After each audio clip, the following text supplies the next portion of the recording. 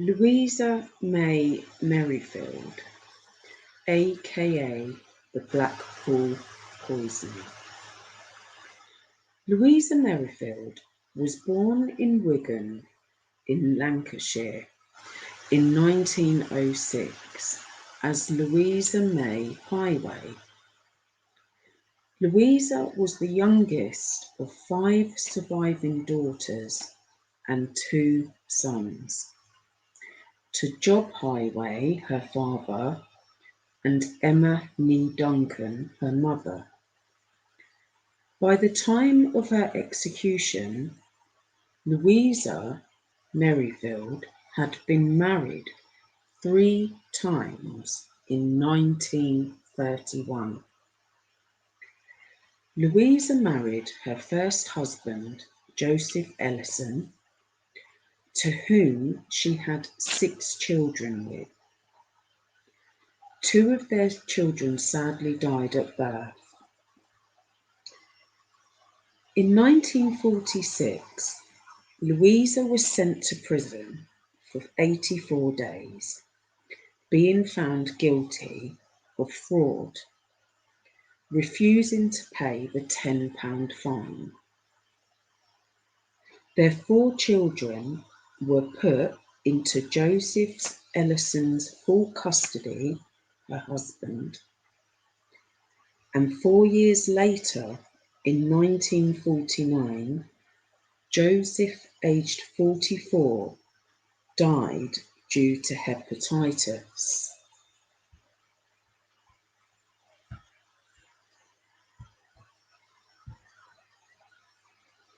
This is when Louisa married her second husband, 78-year-old Richard Weston.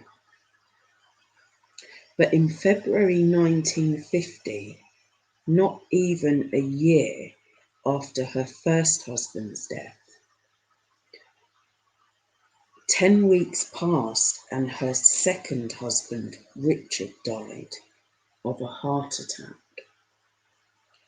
The same year again, in August 1950, Louisa went on to marry her third husband, 68-year-old widower, Alfred Merrifield.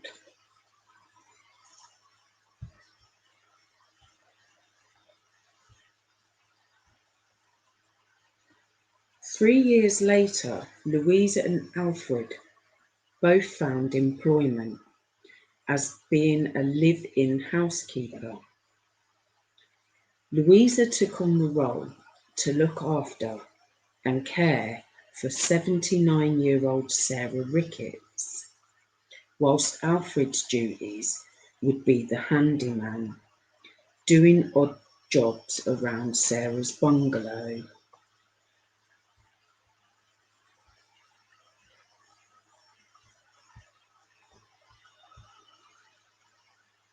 In 339 Devonshire Road, Blackpool.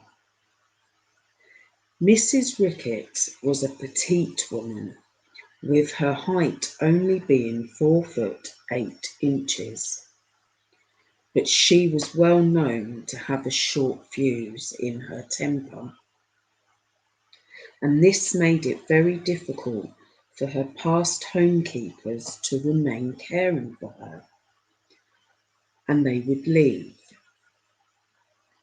It was also known that when Sarah's new homekeepers would arrive, Sarah would have a habit in changing her will, always adding them to it as being beneficiaries, but would also have a habit of removing them when her short fuse temper blew, if they had upset her.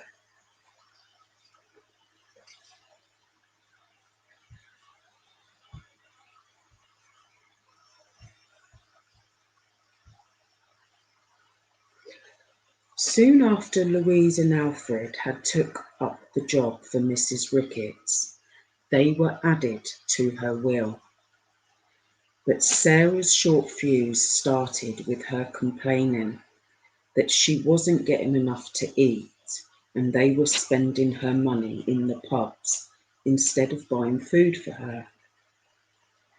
Louisa Merrifield would love to drink a lot, spending all her time and Mrs. Ricketts' money in the pubs in Blackpool. Highly intoxicated, releasing her loose tongue under the influence of alcohol, she began to brag in the pubs that Mrs. Ricketts was dead and had left her the £4,000 bungalow, even though Mrs. Ricketts was still very much alive at that time.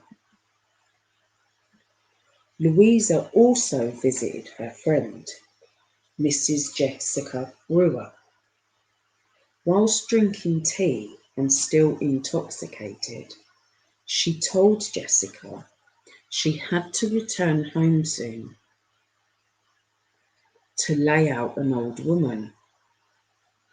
Jessica then asked Louisa who had died, for Louisa to say, "Oh, she's not dead yet, but soon will be." Louisa knew Mrs. Ricketts enjoyed to eat sweet jams straight from the jar with a spoon. She opened the jams, added rat poison that she purchased from her local chemist to each jar, whilst waiting for Mrs. Ricketts to eat her jams. As the jams started to take effect on Mrs. Ricketts' body, Louisa called the doctor, asking him to certify that Mrs. Ricketts was of a fit mind when she made the will, as she feared Mrs. Ricketts was becoming seriously ill and wanted to avoid trouble from Mrs. Ricketts' relatives. The doctor certified Mrs. Ricketts was of a sane mind when she made her will. The next call Louisa made to the doctor was asking him to visit Mrs. Ricketts at home, as she was seriously ill. The doctor, after visiting his patient, reported that Mrs. Ricketts was suffering from a light touch of bronchitis. But the next day, 14th of April, the doctor was called to Mrs. Ricketts for the last time. On the doctor's arrival to Mrs. Ricketts' bungalow, he passed the Salvation Army standing outside singing, "Oh, bide with me." Entering the room where Mrs. Ricketts lay, the doctor pronounced her deceased and refused to sign the death certificate, as Louisa kept insisting that he signed it, so she could get her body cremated as quick as possible. She also insisted that she didn't want Mrs. Ricketts' family to be informed of her sudden death. This raised suspicion for the doctor, and he requested a post-mortem to determine the cause of Mrs. Ricketts' death. Meanwhile, Mrs. Ricketts' death was published in the local newspaper. Mrs. Brewer, Louisa's friend, remembered what Louisa said to her over a cup of tea that day. She immediately rang the police to report her friend. An autopsy was performed on Mrs. Ricketts' body, and on examination, the coroner found Mrs. Ricketts died from having ingested an ingredient of rat poison. Following these findings, the police searched the bungalow but found nothing. but did find Louisa's signature signed in the book for poisons in the local chemist.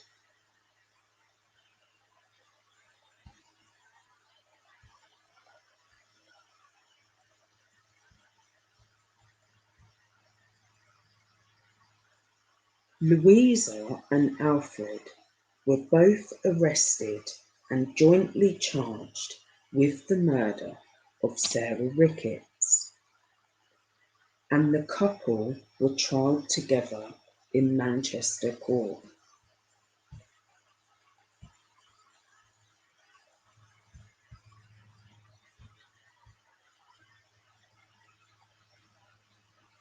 During trial, Alfred appeared to be very confused by the proceedings, while on the other hand, his wife was so confident she would be acquitted and would lap up all the attention.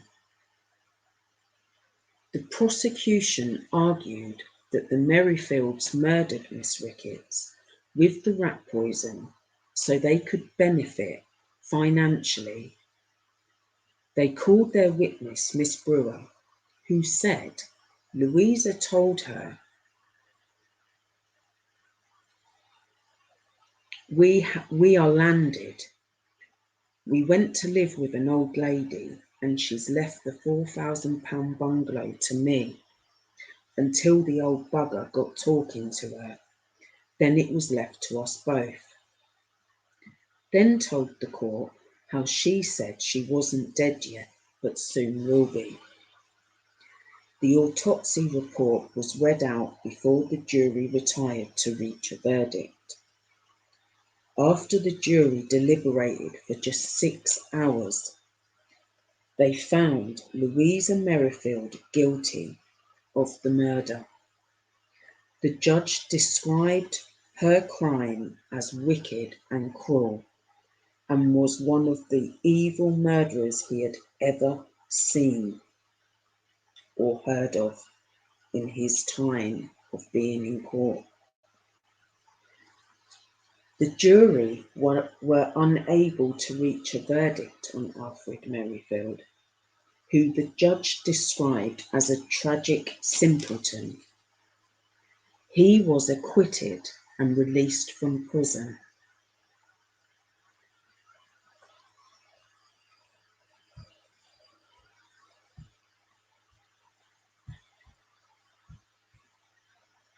On the morning of 18th September 1953, the day of Louisa's execution at Strangeways Prison in Manchester, as the clock started chiming at 8 a.m, 2 wardens went to Louisa's cell. As she walked to the gallows, trembling, her fate stood before her. Now known as the famous executioner Albert Pierpoint. He asked that she removed her glasses. She refused. Albert pinioned her arms and legs, then removed her glasses from her face, before blindfolding her. He then placed the noose around her neck, checking the knot was behind her left ear. He stood back, checked the time, 9:07 a.m. The trapdoors opened and Louisa dropped. She was the 4th and last woman to be executed at Strangeways Prison and was the 3rd to last woman to be hanged in the UK. She was then buried on the prison grounds. But in 1991, following a riot in Strangeways Prison, the remains of 53 executed prisoners, of which 45 were identified, including Louisa Merrifield, were exhumed from the prison cemetery and cremated at Blackpool Crematorium in Manchester. Louisa also left £43 to her son who had been the only sibling to support, believe his mother all throughout until her execution. Alfred, after gaining his life and freedom back, sold his share of the bungalow back to Mrs. Ricketts' family after a long court battle. He then moved into a caravan, becoming Blackpool's regular attraction, doing slideshows to the holidaymakers, talking about his wife Louisa and the way she murdered Mrs. Ricketts, maintaining that he was unaware of his wife's actions and believed she would have poisoned him next to have his share of the bungalow. He even donated his wife's clothes to the Chambers of Horrors in Blackpool and was paid £200 for his own waxwork to be done to stand next to his wife.